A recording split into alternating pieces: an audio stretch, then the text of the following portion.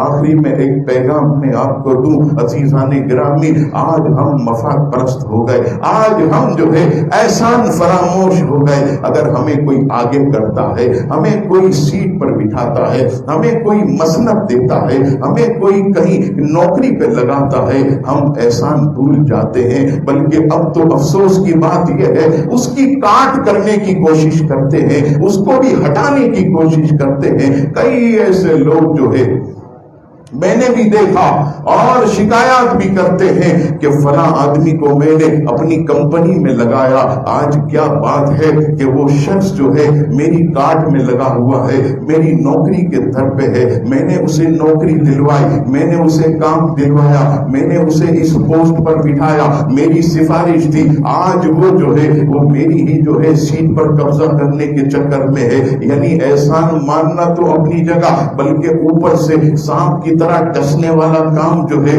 آج ہم کر رہے ہیں۔ آج عزیزان گرامی، چاہے دینی جگہ ہو، دنیاوی جگہ ہو، احسان فراموشی جو ہے یہ بہت زیادہ بڑھ گئی ہے۔ یاد رکھیے گا، جس نے احسان کرنے والے کا شکریہ ادا نہ کیا، اس نے اللہ کا بھی شکریہ ادا نہ کیا۔ اگر ہم جو ہے احسان کرنے والے کا بدلہ نہیں دے سکتے تو اس کو نقصان بھی نہ پہنچائیں، انہیں تکلیف بھی نہ پہنچائیں، اس کی سیٹ کے پیچھے بھی نہ لگے، اس کے کام کے پیچھے بھی نہ لگے، اس کا پتا کاٹنے میں نہ لگے رہے۔ یاد رکھیے گا، یہ بہت بڑا ظلم ہے جو ہم سے آج اس وقت ہو رہا ہے۔ اور کوشش یہی کرنی چاہیے کہ اگر کسی سے چاہت ہو، اگر کسی سے محبت ہو تو مفاد پرستی نہ ہو، کوئی اس کے اندر جو ہے ہمارا مفاد نہ ہو۔ اگر محبت ہو، اللہ اور اس کے رسول کے لیے محبت ہو، کسی کے لیے بھلائی کرے، اللہ اور اس کے رسول کے لیے بھلائی کرے، کسی کے ساتھ اچھائی کرے،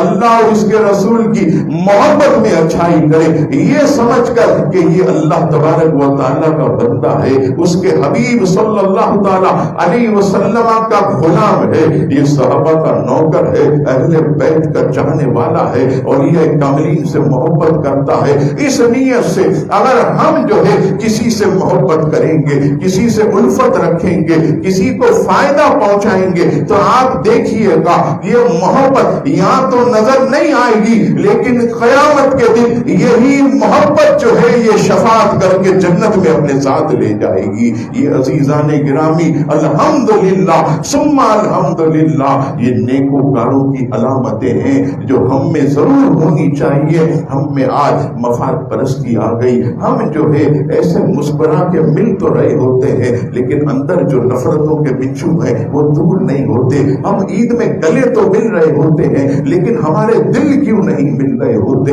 ہم جو ہے آج ایسے کیوں ہو گئے؟ ہمیں کیا ہو گیا؟ آج اس امت کو کس کی نظر لگ گئی کہ اس امت کے اندر نفرتیں ہی نفرتیں پھیل گئی؟ کوئی کسی کو برداشت کرنے کے لیے تیار نہیں ہے، کوئی کسی کی ترقی نہیں دیکھ سکتا، کوئی کسی کی بلندی نہیں دیکھ سکتا، کوئی کسی کا مالدار ہونا نہیں دیکھ سکتا۔ ارے نہیں نہیں، یہ نیت رکھو، مولا تو نے نوازا ہے، عزتیں تو نے دی ہے، مال تو نے دیا، سواری تو نے دی، مسند تو نے دی، کرسی تو نے دی، عزت تو نے دی، مولا یہ سب تیری عطا ہے، مولا ہمیں بھی اپنے خزانوں میں سے عطا کر دے۔ لیکن حسد نہیں ہونا چاہیے، جلن نہیں ہونی چاہیے، عداوت نہیں ہونی چاہیے، یہ ہمارے کام کو خراب کر دیتی ہے۔ رب تعالیٰ سے دعا ہے میرے مولا ہم سب کے دلوں کو اجلا کر دے، ہمارے دلوں کے ظلم کو دھو ڈال، مولا ہمارے دلوں کو اپنے نور کا آگ گینا بنا دے، اور میرے آقا